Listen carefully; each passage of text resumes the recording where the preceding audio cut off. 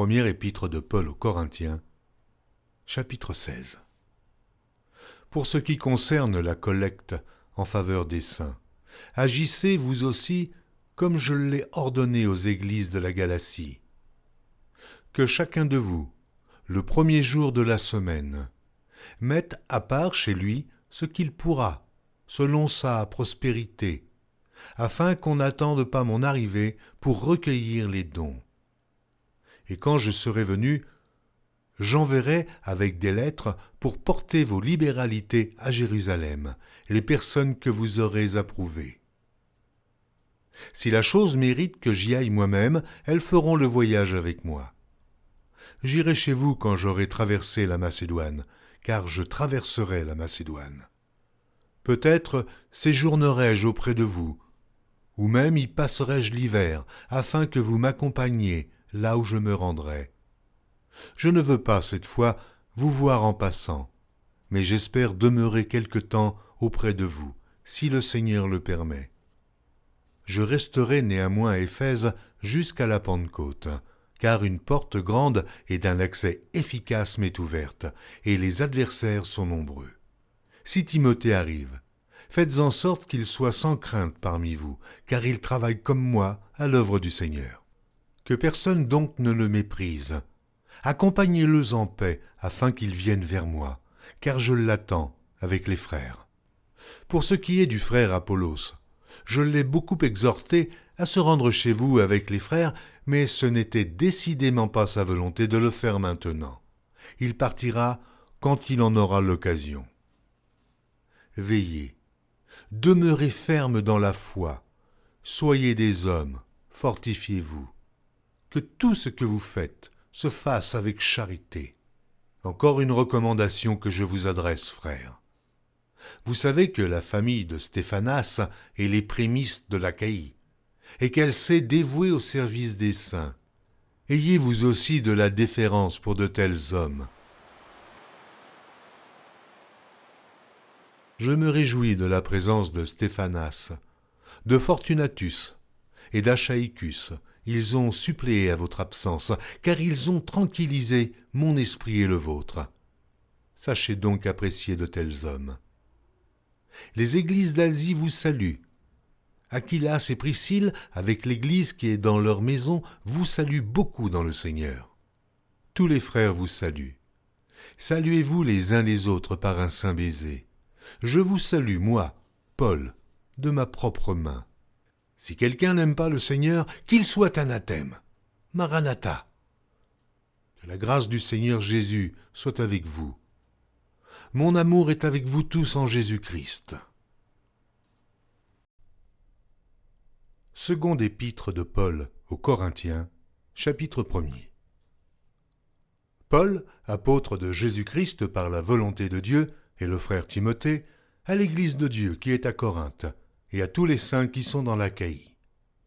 Que la grâce et la paix vous soient données de la part de Dieu notre Père et du Seigneur Jésus-Christ. Béni soit Dieu, le Père de notre Seigneur Jésus-Christ, le Père des miséricordes et le Dieu de toute consolation, qui nous console dans toutes nos afflictions, afin que, par la consolation dont nous sommes l'objet de la part de Dieu, nous puissions consoler ceux qui se trouvent dans quelques afflictions. Car de même que les souffrances de Christ abondent en nous, de même notre consolation abonde par Christ. Si nous sommes affligés, c'est pour votre consolation et pour votre salut. Si nous sommes consolés, c'est pour votre consolation, qui se réalise par la patience à supporter les mêmes souffrances que nous endurons. Et notre espérance à votre égard est ferme, parce que nous savons que, si vous avez part aux souffrances, vous avez part aussi à la consolation. Nous ne voulons pas, en effet, vous laisser ignorer, frères, au sujet de la tribulation qui nous est survenue en Asie, que nous avons été excessivement accablés au-delà de nos forces, de telle sorte que nous désespérions même de conserver la vie. Et nous regardions comme certain notre arrêt de mort, afin de ne pas placer notre confiance en nous-mêmes, mais de la placer en Dieu, qui ressuscite les morts.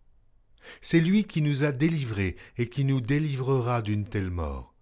Lui de qui nous espérons qu'il nous délivrera encore. Vous-mêmes aussi, nous assistants de vos prières, afin que la grâce obtenue pour nous par plusieurs soit pour plusieurs une occasion de rendre grâce à notre sujet. Car ce qui fait notre gloire, c'est ce témoignage de notre conscience que nous nous sommes conduits dans le monde et surtout à votre égard avec sainteté et pureté devant Dieu. Non point avec une sagesse charnelle, mais avec la grâce de Dieu. Nous ne vous écrivons pas autre chose que ce que vous lisez et ce que vous reconnaissez, et j'espère que vous le reconnaîtrez jusqu'à la fin. Comme vous avez déjà reconnu, en partie, que nous sommes votre gloire, de même que vous serez aussi la nôtre au jour du Seigneur Jésus. Dans cette persuasion, je voulais aller d'abord vers vous, afin que vous eussiez une double grâce. Je voulais passer chez vous pour me rendre en Macédoine, puis revenir de la Macédoine chez vous, et vous m'auriez fait accompagner en Judée. Est-ce que, en voulant cela, j'ai donc usé de légèreté, ou bien mes résolutions sont-elles des résolutions selon la chair, de sorte qu'il y ait en moi le oui et le non. Aussi vrai que Dieu est fidèle, la parole que nous vous avons adressée n'a pas été oui et non. Car le Fils de Dieu, Jésus-Christ, qui a été prêché par nous, au milieu de vous par moi, et par Sylvain, et par Timothée, n'a pas été oui et non, mais c'est oui qui a été en lui. Car pour ce qui concerne toutes les promesses de Dieu, c'est en lui qu'est le oui. C'est pourquoi encore l'amen par lui est prononcé par nous à la gloire de Dieu. En celui qui nous a fermis avec vous en Christ et qui nous a oints, c'est Dieu, lequel nous a aussi marqués d'un sceau et a mis dans nos cœurs les arts de l'esprit. Or, je prends Dieu à témoin sur mon âme, que c'est pour vous épargner que je ne suis plus allé à Corinthe.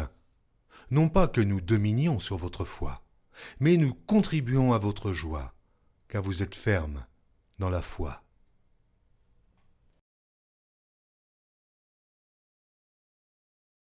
Retrouvez chaque jour sur EMCI TV une nouvelle lecture de la Bible illustrée en vidéo. Pour revoir ce programme, rendez-vous sur notre site emcitv.com.